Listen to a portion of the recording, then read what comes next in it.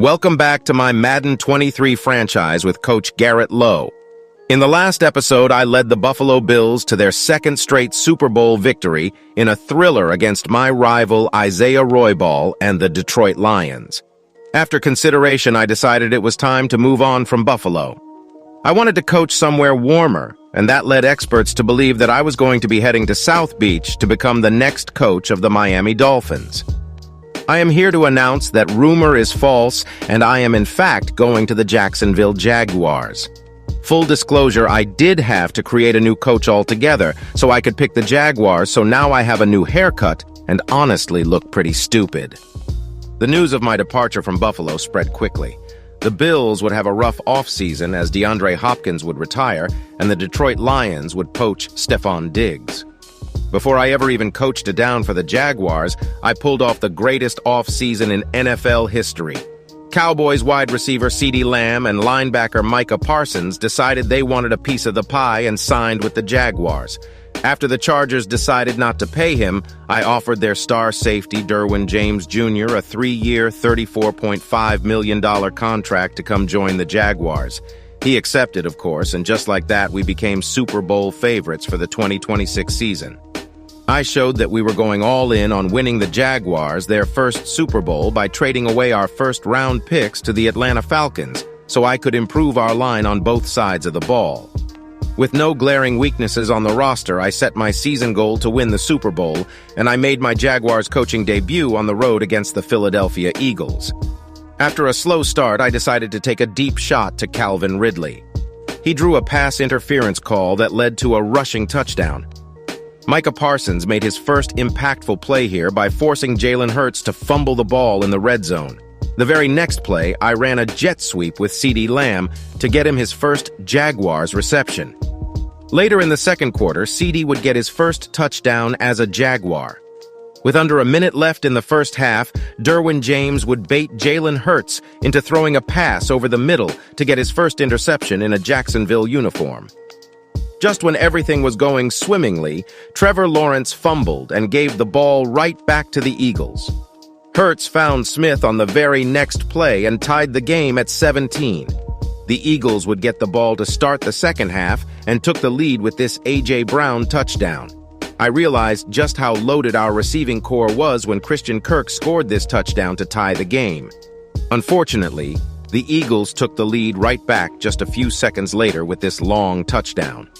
Early in the fourth quarter, Calvin Ridley would tiptoe the sideline to get a rushing touchdown that tied the game at 31 apiece.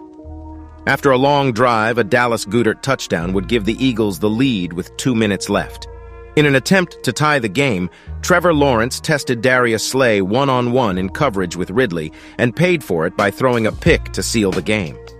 I was super frustrated that we had lost my Jaguars coaching debut as I felt like we should have won. All of our big free agent signings made plays and all 3 of our receivers scored a touchdown, and we still somehow lost. CeeDee Lamb shared my frustration with the loss, and we knew we had to get back to work. For the second straight week, we made a trip to Pennsylvania, but this time it was to the Steel City to take on the Pittsburgh Steelers. We scored less than a minute into the game with this rushing touchdown. After forcing a 3-and-out, we scored again. Trevor Lawrence would throw his third touchdown pass of the first quarter here to extend our lead to 21-0. Everything was going our way, as on the very next drive, Lawrence would throw it up, and CeeDee Lamb would make the catch of the season so far. On the last drive before half, CeeDee would make another one-handed touchdown snag to push our lead up to 35-0 in the first half. We looked like the best team in football this game, and our starters were able to get some early season rest as the backups closed out the 45-13 victory. The following week was our home opener against the reigning NFC champion Detroit Lions. We picked their defense apart early with short passes and finished drives off in the end zone.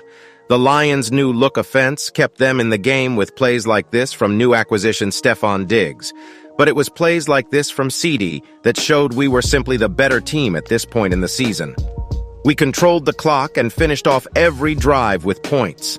On the opening kickoff of the second half, the Lions coughed up the ball. We capitalized on the turnover and grew our lead to 3 scores. The Lions' lack of a star quarterback showed in the second half, starting with this pick six. And then again on the very next drive as Kenny threw another interception in the red zone. The Lions' defense didn't do him any favors either, as they had no answer for any of the jet sweep plays that I called. We got the 60 burger on this play, and I walked out with yet another victory against Coach Roybal. Practice was very lighthearted this week, as our confidence was at an all-time high, and we decided to practice onside kicks. Week 4 is our second straight home game, as we're facing the struggling Baltimore Ravens, who have yet to win a game so far this season.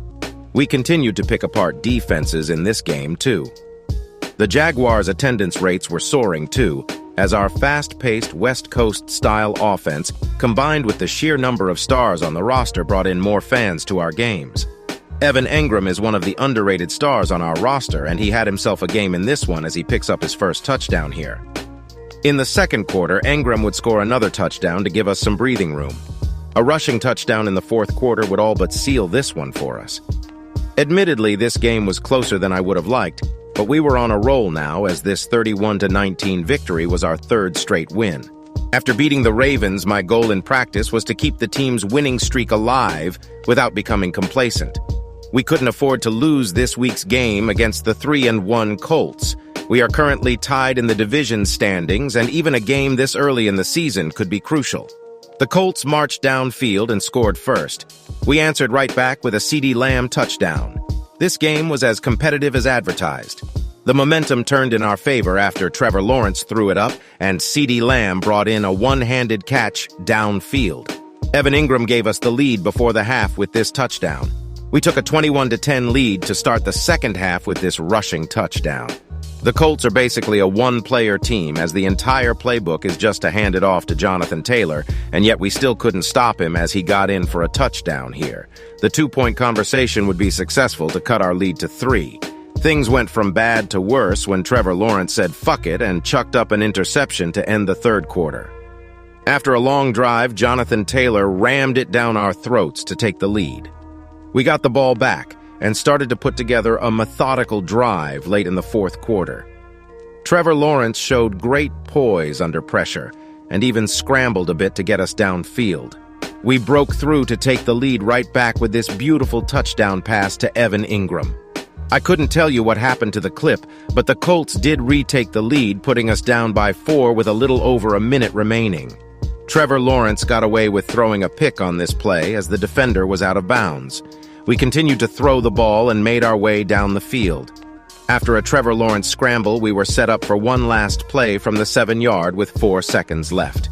On the final play of the game, Evan Engram would get open on the slant and caught the pass in the end zone as the clock hit 0 to give us the 34-32 win.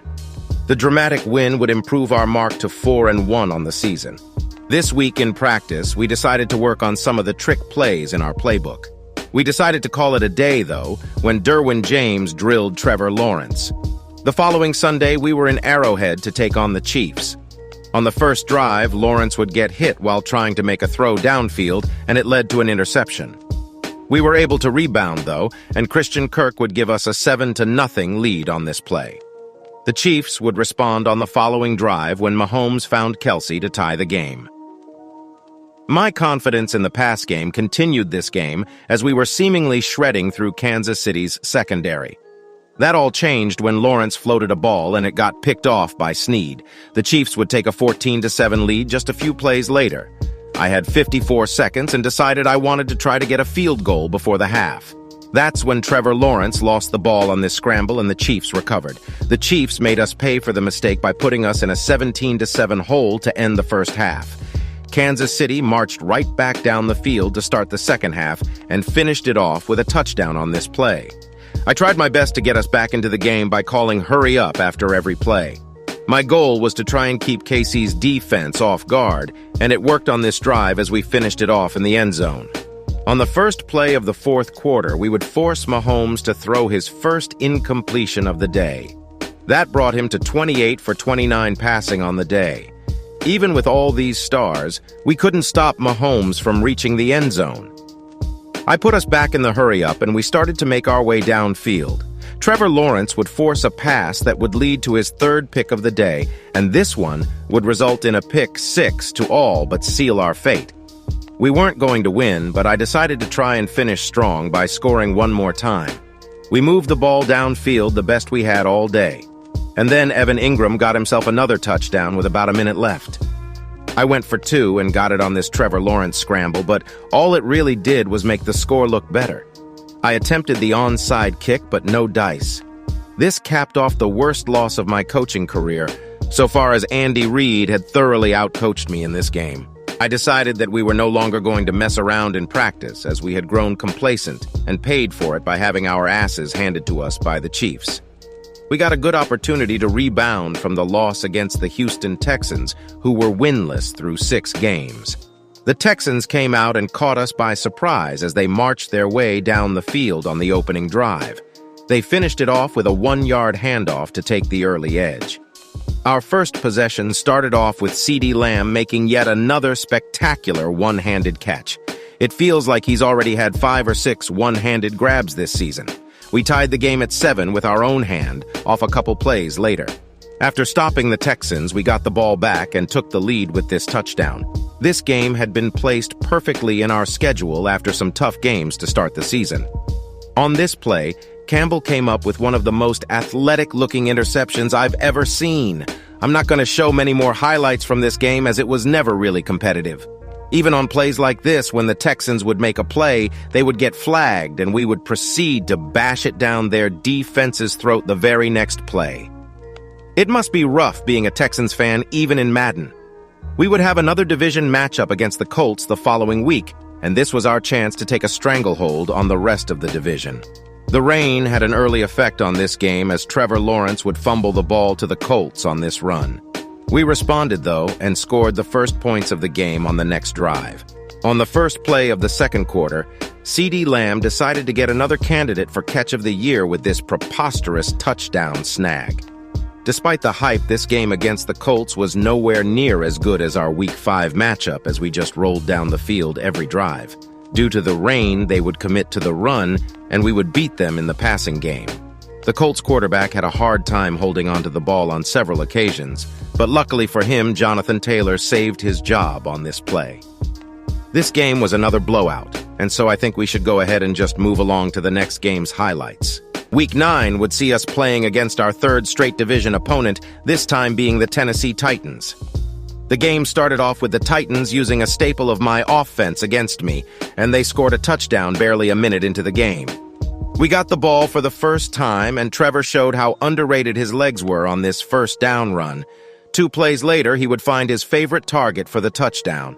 We missed the extra point in sim, and so this touchdown put us in a 14-6 hole. On the very next play, Lawrence would force a bad throw, and it would be intercepted for a pick 6. In the span of 10 seconds of game time, the Titans scored 14 points to grow their lead to 21-6. Even though it was just the second quarter, it was time to put together a methodical drive, and that's exactly what we did before finishing it off with a rushing touchdown from 1 yard out. We got the ball back before the end of the half, and this play got us off to a promising start. The following play, Lawrence would take a sack, and so we had to settle for a field goal to end the half. Even though it was a rough first half, we were only down by 5 heading into the locker room. On the first play of the second half, Christian Kirk decided he would rather play DB than receiver and got his first tackle of the season on the interception. Our actual DB, Derwin James, would force a fumble just 1 play later, but unfortunately the Titans would pick it up. This play was crucial in the long run, however, as the Titans would be forced to kick a long field goal that would hit the crossbar and bounce out. We weren't able to capitalize on this mishap as Lawrence would get blasted on this scramble and turn the ball over. Thankfully, we have arguably the best defense in the league, and we were able to keep the Titans' lead at 1 possession after forcing the field goal. On our next possession, we would be stopped on Tennessee's side of the field and had to kick our own field goal to bring the score to 24-19 in the Titans' favor. Before the end of the third quarter, the Titans punter would pin us on our 3-yard line. We did not waver at this challenge, though. In fact, we put together our longest drive of the season. Short passes like this play to pick up first downs helped us move the ball. I also called a fair share of screenplays that picked up nice chunks of yards. And I can't forget to mention well-timed catches such as this play. We moved down the field like clockwork until we got forced into a 4th-and-1 situation. I went for it and we picked it up. The very next play, we punched it in from a yard out to take the lead. I went for 2 and got it as well. The Titans got the ball back down 3, and Derek Carr started to move the ball. However, our defense would seal the game on this play when Carr was forced to fumble the ball. This game showed a lot about this Jaguars squad, as we trailed up until the final minute and 18 seconds of the game and were still able to walk away with the victory. I thought I should also show Christian Kirk mossing Campbell in practice this week. In Week 10, we would be in yet another division matchup against the Houston Texans, who currently sit with a record of 0-9. I played this game while on vacation because it seemed like a pretty easy matchup, and it was as we grabbed the lead early. Campbell got some redemption for practice when he locked up on this play. Lawrence found Kirk on the first play of the second quarter to go up 14-0. Micah Parsons manhandled the Texans' offensive line on this play, and then on the next play so did Josh Allen. The black one, by the way. The Texans' quarterback got sacked for the 3rd straight play as Trayvon Walker got in on the action. Despite the score being somewhat close, the game was not as we continued to cruise in the second half. This play is this week's edition of Trevor Lawrence says fuck it and chunks it as CeeDee Lamb destroys his defender for the touchdown. Yeah, that catch is definitely an edit on my TikTok. The Texans would get not just 1, but 2 pity touchdowns to end this game. Calvin Ridley would recover the onside kick here. And then on 3rd and 3, Lawrence would find Ridley again to give the Texans their 10th straight loss to start the season. Our Week 12 opponent would be the Washington Commanders. They would start with the ball, and after Derwin James dropped an interception, the Commanders would take a 3-0 lead to start the game. The bye week was clearly affecting us early in this one as we couldn't get anything going. Even CeeDee was dropping passes. Our defense would keep us in this one as Martin Emerson gets the interception here. This would lead to a Justin Tucker field goal to tie the game. Plays like this where Micah Parsons would get flagged for a late hit made it feel like the officials had it out for us. This penalty helped the Commanders score a touchdown on this drive. Our situation went from bad to worse when Lawrence fumbled before the half. Washington took a 10-point lead with this kick before halftime. We got the ball to start the 3rd quarter and started to get something going on offense. And then the Commanders stole the momentum back by forcing Christian Kirk to fumble. Off the turnover, Washington would extend their lead to 16-3. On the final play of the 3rd quarter, Evan Engram finally got us in the end zone. Another Washington field goal would put us in a 9-point hole. This was easily our worst game of the season so far, but I was hopeful we could make the late comeback. Our offense was finally making plays and getting downfield. Trevor Lawrence would scramble to reach pay dirt. I would screw up and miss the extra point, and after picking up a first down, the Commanders would run out the clock on us. This was officially the worst game of my career so far, and I'd like to just forget this one and move on. The following week, we would get a chance to rebound off the loss against the Dallas Cowboys. CeeDee Lamb toasted his former team, and this was a sneak peek for what we were in for this game. We mowed through Dallas's defense, and they didn't have an answer for anything we did. Doc threw his weekly interception to Derwin James, who returned it to the crib to push the lead to 24-0. We basically punched them in the mouth a few times, and they never got up. There's no mercy rule in football, so we didn't let up either. The Cowboys just happened to be the unfortunate victim we took last week's frustration out on. This week's game is against the Bills, who are not only my former team, but also the 2-time defending champs. Coming into this game, the Bills sit atop the AFC standings with a record of 10-2. We got the ball first, and Lawrence started the game by rolling out and throwing a bomb deep to Calvin Ridley. 2 plays later, CeeDee Lamb would give us the 7-0 lead. The Bills responded by putting together a drive of their own. On this play, Dawson Knox would cap it off with a touchdown. Tommy Townsend deserves a shout-out for pinning the Bills deep with this punt. We would get the ball back, and Lawrence would find Kirk to take the 14-7 edge. After forcing another stop, we started marching into Bills territory again. Even on off-schedule plays, Lawrence was able to bail us out with his legs. This drive ended with another Christian Kirk touchdown. Our #1 ranked defense was swarming the ball very well this game. This was leading to us having possession of the ball for the majority of the first half, and we continued to march on the Bills' defense with plays like this jet sweep. Lawrence found his favorite target the very next play to grow our lead to 21. We made one mistake on defense in the first half, and it was this blown coverage and bad tackling that led to a big game for the Bills. We clamped up from there, and the Bills were forced to settle for 3. I tried to get us a field goal before half, but CD took too long to get down on this play, and the time ran out. The Bills were on a nice drive to start the third, but then Derwin James jarred the ball out on the 2-yard line. James has truly been worth every penny we paid him. Off the turnover, we got back to work, picking up where we left off by continuing to move the ball in big chunks. A play later, Lawrence would unload a deep shot that Lamb would haul in for the touchdown. In the fourth quarter, Derwin James would seal the win for us by getting a tackle on 4th down. This win would move us up to first place in the AFC. Week 15, we would be hosting the Cleveland Browns, who are fighting for a playoff spot. We got possession first, and Lawrence would throw up a careless pass that would be intercepted. The Browns would go for it on 4th down early, but after picking it up, would be flagged and forced to settle for just 3. Lawrence would respond well on the following possession, as he didn't let the interception affect him. A screenplay on the very next play would find pay dirt for 6. Derwin James single-handedly forced a punt with this open field tackle. The play-action game was working wonderfully against the Cleveland defense. Even when they were expecting the run, they couldn't stop us. The Browns did stop us on this play, but it took them holding Lamb in the end zone to do so. We scored the next play. The second half didn't start off as great as whatever the fuck this was happened, and it led to the easiest touchdown of Nick Chubb's career. The turnovers didn't stop there, though, as Lawrence sailed a ball into another pick. The Browns' newfound life would be stripped away when Derwin James rocked the shit out of this no-name bum receiver. To start the fourth, Trevor Lawrence would find CD Lamb for the touchdown, and I seriously don't know how this wasn't picked off. On the Browns' next possession, Deshaun Watson would float a pass that Martin Emerson would hawk out of midair for the interception. With the game out of reach, Nick Chubb would finally break loose and was able to find the end zone.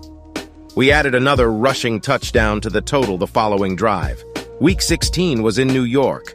Oh, fuck, wrong clip. We are taking on the Giants, who are currently division leaders. All that to say the Giants are actually a pretty solid football team, and it shouldn't be a surprise they're driving on us early. On the very next play, they would take the lead. Similarly to last week, our first drive would see Lawrence heaving up a long ball that would be intercepted by Xavier McKinney. And just like that, we were down 14-0. Our offense got back to work as we knew we had to lock in and come away with points on this drive. That's exactly what we did on this CD Lamb touchdown. Our defense would lock up on the next drive to give us a chance to tie. Unfortunately, the rush would find Lawrence and he'd toss another interception. Yet again, our defense would lock up on the goal line and we were able to hold New York to 3. The Giants also got another field goal before the half. To start the second half, we needed to score on this drive, and Lawrence gave us a good start by finding Ridley. Later in the drive, we would be faced with a 3rd and 5, and we were able to pick it up with a run. The following play, CD would create separation, and Lawrence found him for the touchdown. On the next Giants possession, our defense bailed us out by getting the stop. I decided to attack the Giants' run defense this drive as I noticed it had been lackluster all day. Running it down their throats was the way we were going to win this game. After several running plays in a row, I called a play action, and Lawrence found Ingram to get us deep in Giants territory. We took the lead on the first play of the fourth quarter. On the next drive, our defense stifled the Giants once again. We got back to work with the run game with intentions of sealing the game. Even when I called pass plays, we ended up running the ball. In fitting fashion, we ended this drive with a rushing touchdown. On their last drive, the Giants quarterback threw up a 50-50 ball that would be tipped and found the hands of our star safety Derwin James. This sealed the 28-20 comeback victory, and we improved to 12-3 on the season. Week 17 was our chance to complete the division sweep and lock up first place in the AFC. On our very first play from scrimmage, Lawrence found CD Lamb, and that's pretty much how the rest of the day went for Tennessee.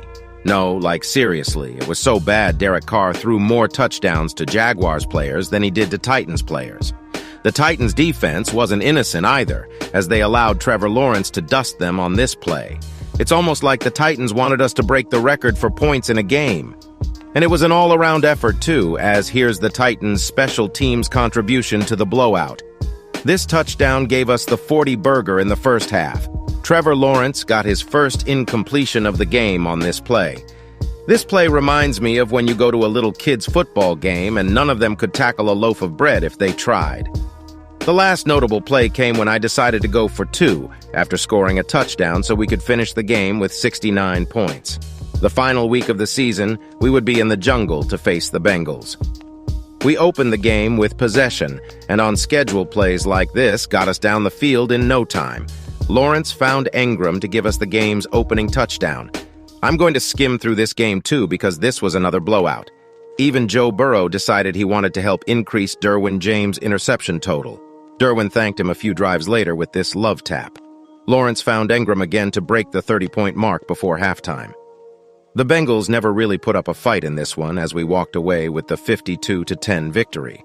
After finishing the regular season with a record of 14-3, we secured a first-round bye, and this is what the rest of the AFC side of the bracket looks like. The Bills were the second seed with only 11 wins, so we were the heavy favorites to make it to the Super Bowl. On the NFC side, Coach Roybal led the Detroit Lions to a 14-3 campaign. The Niners and Falcons both had 13 wins this season, so the NFC would definitely be the tougher conference to win. After advancing through wildcard weekend, I was shocked to discover our opponent in the divisional round would be the Miami Dolphins. They had pulled off the upset against the Bills to end Buffalo's quest at a third straight Super Bowl. The NFC was pretty cut and dry as all the higher seeds advanced. We came in as 2 touchdown favorites against the Dolphins, and I would consider this a somewhat rare sight as this is only the 5th playoff game hosted in this stadium. To open up the game, I schemed Calvin Ridley open, and Lawrence found him to pick up a nice gain. One play later, I dialed up the play action, and Christian Kirk made it easy for Lawrence to find him as he burned his man and decided to show off by flipping into the end zone. After forcing a Miami 3-and-out, we got the ball back and continued to pick up easy yards. Our offense was humming early on in this one, as Evan Ingram's touchdown gave us a 14-0 lead. This game never got any better for the Dolphins. Hard to win games when Tyreek Hill is dropping passes like this. With 9 seconds left in the half, Tua finally threw his first touchdown pass of the day, just to the wrong team. In the fourth quarter, I put the backups in, and Big Cock Brock threw a touchdown to a washed-up Odell Beckham. It was just that kind of day for us. Looking at the updated playoff bracket, it looks like we will be playing the Bengals in the AFC Championship. My confidence was at an all-time high heading into the championship game because the only team standing in our way of a Super Bowl berth was a team we beat by 42 points in the final week of the season. Burrow and the Bengals came out with something to prove as they bullied their way down the field with on-schedule plays that picked up first down after first down. Luckily, our defense held strong in the end, though, and Cincinnati had to walk off the field with just a field goal. When we got the ball for the first time, it was apparent the Bengals still couldn't do a damn thing to stop our lethal offense. We ran our signature bootleg, and Lawrence found Lamb to give us the lead. Our defense would then force a 3-and-out on the Bengals' next possession. We continued to slice through the Cincinnati defense like it was hot butter. Trevor Lawrence delivered arguably his best pass of the season on this play when he dropped it right in the breadbasket for CeeDee Lamb. Burrow and the Bengals now found themselves completely locked down and unable to move the ball against us. Cincinnati's struggles on defense was causing their season to quickly fall apart in front of their eyes. Christian Kirk pushed our lead to 3 scores the following play. On this play, the Bengals finally broke free and were able to get down inside our 10-yard line. Unfortunately for them, they couldn't find pay dirt and had to settle for another field goal. In the fourth quarter, we were on autopilot as we were riding to a Super Bowl berth. The knockout punch came in the form of this interception by Caleb Farley that he would take all the way back for a pick 6. This would seal the first AFC championship in Jaguars history. After the game, it would be announced that Trevor Lawrence had won league MVP and I had taken home Coach of the Year. Despite the hardware, there is still another trophy we have to win to be able to call this season a success. Isaiah Roybal and the Detroit Lions ravaged the NFC and won their playoff games by even more than we did.